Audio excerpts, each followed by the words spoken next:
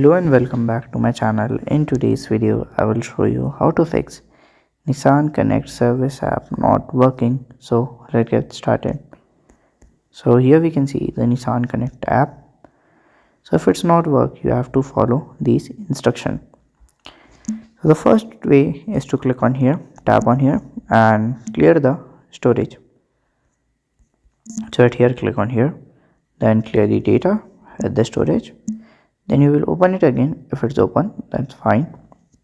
If it's not work, you have to go check for the update. Go to the Nissan here, Nissan Connect service app.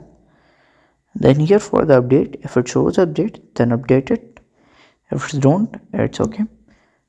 Then the third solution is to reinstall. So reinstalling is easy. You will click on here, then click on the install button, click on OK. After that you will install it again and use it. So if you find this video helpful, make sure you like, subscribe and share the video. Thank you for watching.